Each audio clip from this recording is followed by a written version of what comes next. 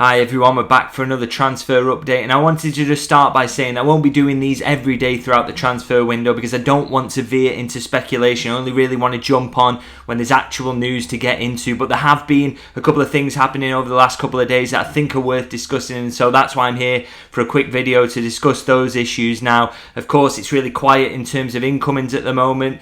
That full team is not officially started, has it? Not just the manager, but the sporting director as well. So I expect some movement on that as we progress into the window. But at the moment, the focus is kind of on outgoings. And actually, we've got a bit of a Dutch-themed edition of Transfer Update today for you, really. And I'll start in the biggest news, really, that's come out in the last 24 hours or so. And that is about Sepp van den Berg. Obviously, spent last season on loan at Mainz in the Bundesliga and had a really impressive season, made around 30 appearances and did really well for them in the German top flight. Now, you may have seen reports in recent weeks emerging from Germany suggesting that he had an option to buy in that loan deal that was worth as little as €5 million. Now, that looked a real snip for a player with a great deal of potential. He's still only 22 and got a really decent amount of top flight experience behind him. So it looked like Liverpool had kind of shafted themselves a little bit with that. But actually, things have changed now. My understanding is that is not true at all, that Mainz don't have a clause that's worth anything near that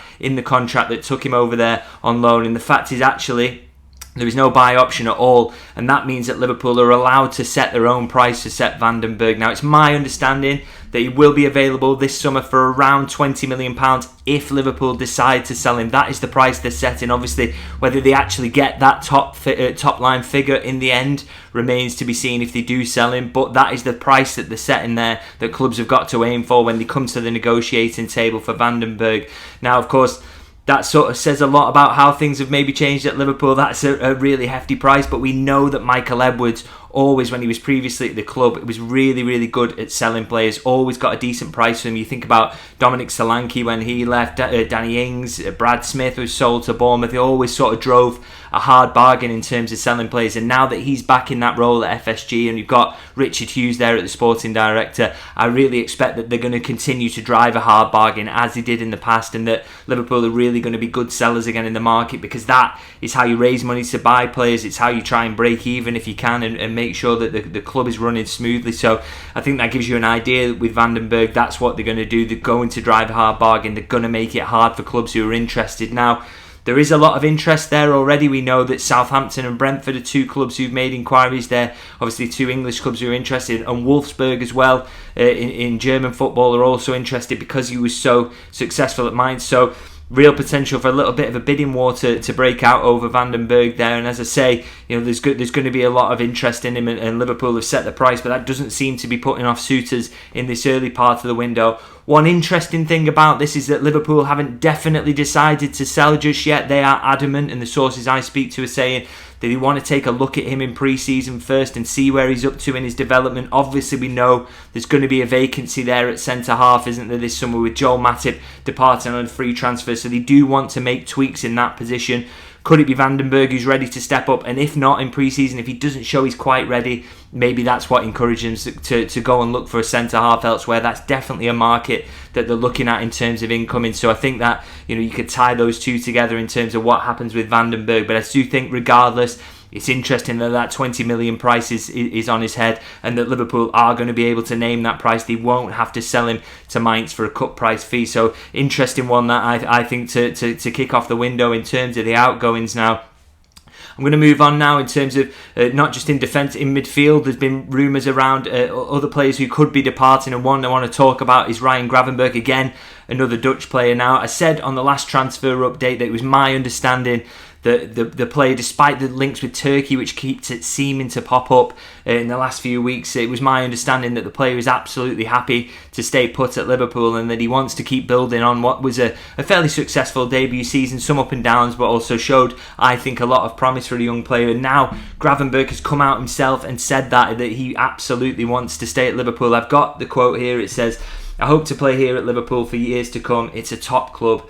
I've never spoken to Arne Slot, but he's a trainer who likes attacking football. That should suit me, you would think. We will see." So very much sounds like what, it aligns with what my understanding was in the last transfer update, is that the player is absolutely happy to stay at Liverpool, and he wants to keep building under Arne Slot, and having a coach who's also Dutch, perhaps that could help him and really help him kick on, because I think there was real promise there shown, as I said, and I think there's a lot more to come from him. I think it is interesting. There's an awful lot of competition in those 8 positions he wants to that he usually plays in. Obviously, Curtis Jones, Alexis McAllister, Szoboszlai. There's an awful lot of players in that position, isn't there? And it's also going to be interesting if Slot goes to a 4-2-3-1 instead of a 4-3-3. What does that mean for Gravenberch? But I still think, the player himself at the moment absolutely happy to come back to pre-season, wants to play for Liverpool going forward. So we've got absolute confirmation that he doesn't want to go anywhere this summer, despite those consistent links to club in Turkey. Now, the third player I want to discuss, again, another Dutchman. They really are making all the news at the moment, is Virgil van Dijk. And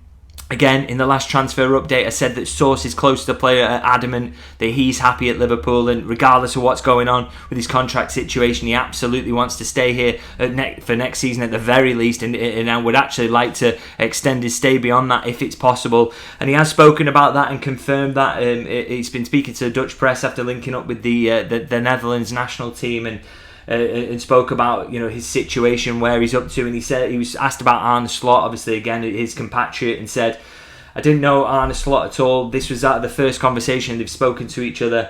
I didn't have the feeling that this was a farewell conversation. I also think he sees me in Liverpool 2.0. I got the feeling that he's happy I'm still there and will be there next season, so that I can help him where necessary. This allows us to achieve success on the field." So again, Van Dijk absolutely committed, going to be there next season. You can't get better than coming from the horse's mouth like that. Very much part of Arne Slot's plan, so he's completely confirming that. Now, he was also asked about his contract situation. As I said, we spoke to Virgil van Dijk ourselves, a group of reporters at Anfield after the last game of the season, and he said there's nothing on the table at the moment. And again, he's spoken about that, but he has given some sort of mitigation for that, some excuses from Liverpool's side as to why that's not really been spoken about at the moment. And he said a new contract's not yet been discussed. That's not surprising, because the club was completely busy with the new coach, the staff and everything. Then it doesn't make sense to start working with players. So he seems very relaxed that those contract talks will happen when he comes back for pre-season, and there will be some progress on that.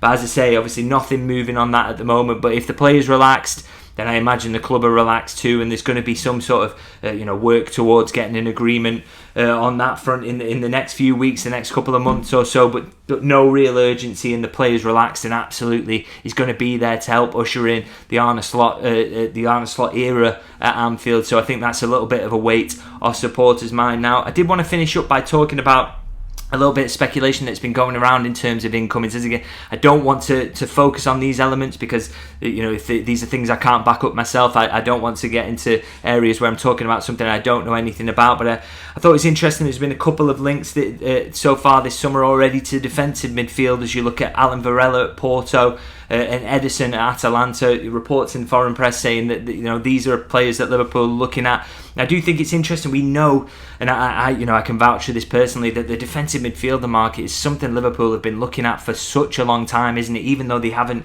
they've only signed Wataru Endo in that position in recent years. It is definitely something they've been looking at. We know as far back as wanting Aurelien Tchouameni before he went to Real Madrid in 2022. It was a position they looked at. Moises Caicedo when he went to Chelsea, again another player that he put a humongous bid in. So it's definitely, I would say, even though it's not a guarantee that these players will be sought in this window, it's definitely a market where they are looking at the players at the very least. They are sort of looking what's out there and keeping a close eye on certain players. Whether that turns into something we'll have to see in this window, I struggle, and this again is personal opinion. I don't want this to come across as me offering insight. I can only offer insight in certain areas, but my feeling is in the midfield area at the moment is they've got a lot of bodies, haven't they? Even if they've not got a lot of specialist six like Wataru Endo, they've still got an awful lot of players there. Now that for me was exemplified by the fact that Thiago and Stefan Bajcetic essentially missed the entirety of last season, and yet Liverpool, even with all the injuries they had and problems at times, they weren't really short of central midfielders. So my feeling, again my opinion, is that to see an addition in that area being a priority for them this summer, it's kind of difficult to see without departures. But of course we will have to see, and we are always really surprised by what the transfer market throws up from time to time. And as I say, that is just my opinion, but I did want to share that with you and also share my insight that I do believe it's a market they're always keeping an eye on. But in terms of whether they jump into it, we will have to see how that pans out. So I'm going to leave it there. As I say, don't want to get into speculation too much and want to focus on when there's real news. So I will be back when anything sort of breaks or anything sort of changes in terms of outgoings or incomings. As I say, there's so many new starters coming up. June 1st, isn't there? Richard Hughes, the sporting director, and Arne Slot, the manager. So there's an awful lot that will happen in the market from that point onwards. I'm absolutely certain of it. So a lot more updates to come. So make sure you subscribe so you don't miss them. If you can like the video as well, always a massive help in terms of getting it out there to as many Liverpool supporters as possible. And thanks to everyone who's been watching the videos recently, getting a real spike on the channel. I really do appreciate everyone who's on board. So yeah, there's loads and loads coming up in this transfer market. Absolutely. So I'll see you guys very soon.